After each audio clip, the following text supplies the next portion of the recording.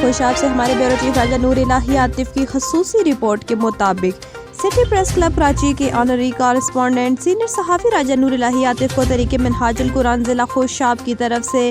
بوجہ حسن کارکردگی خصوصی انعام کی عطائیگی عوامی سماجی تعلیمی ادبی اور ثقافتی حلقوں کی طرف سے مبارکباد اور نیک تمناؤں کا اظہار۔ ضلع خوشاب کے سینئر صحافی میڈیا ڈائریکٹر انٹرنیشنل ادبی تنظیم شریف اکیڈمی جرمنی چیپٹر ڈسٹرکٹ خوشاب راجہ نور الہی عاطف کو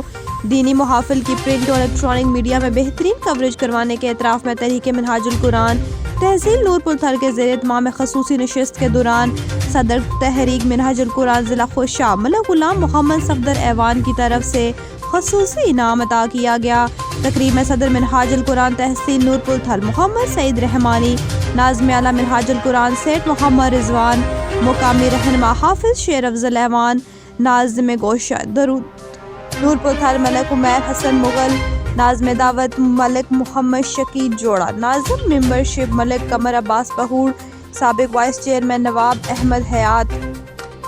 رہنما اصلاحی جماعت تحصیل نورپور تھل ملک محمد یعقوب مغل، رہنما تحریک منہاج القرآن دلدار احمد خان بلوچ اور جماعت اہل سنت کے دیگر مقامی رہنماؤں نے بھرپور شرکت کی۔